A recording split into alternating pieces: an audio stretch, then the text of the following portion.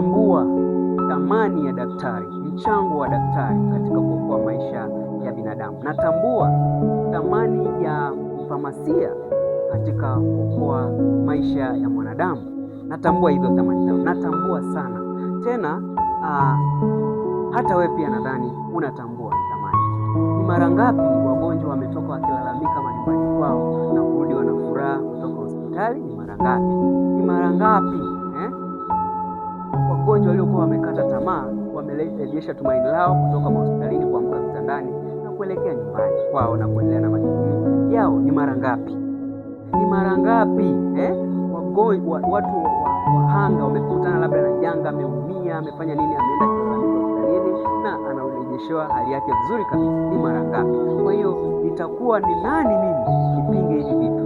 Natambua thamani, lakini niko hapa kama kuunga mkono, kuunga juhudi za madaktari, wafamasia na wengine, kwamba wao peke yao hawana uwezo wa kusema kwamba wapunguze idadi kubwa sana ya vifo vinavyotokea duniani, kwa sababu kwa asilimia zaidi ya 70 vifo vinatokana na magonjwa yasiyo ya kuambukiza, na wako watu ambao wanafia wapi?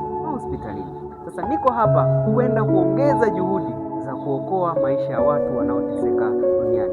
Naongea haya baada ya kuona takwimu zinavyozidi kuwa kubwa. Mwaka 2021, 2023 mpaka leo vifo vinaongezeka kwa kasi kubwa sana ukilinganisha hata na miaka ya hapo. Sasa niko hapa kwenda kutoa ufafanuzi au kuongeza manufaa ya hizi huduma za kiafya kuwepo duniani mpaka hapa tulipofikia. Sasa yako mapungufu fulani ambayo mimi sasa nitajikita zaidi na hayo na ili, kwa sababu ninaposema nataka kuongezea nguvu au kuongeza, lazima nione kuna sehemu panapungua, na ndio maana wako wagonjwa ambao wanafia hospitalini kwa magonjwa yasiyo ya kuambukiza. Siko kwa kuzungumzia zaidi magonjwa yale ya kuambukiza, kwa sababu yale yanatibika kwa urahisi, mfano malaria na mengine yanayofanana na hayo. Sasa mimi niko hapa kwa ajili ya kuzungumzia zaidi magonjwa yasiyo ya kuambukiza na mpaka yanaitwa magonjwa sugu, na mengi nitakayokuwa nazungumza hapa yako nje ya syllabus ya mtu anapoandaliwa kwenda kuwa daktari au mfamasia, yako nje.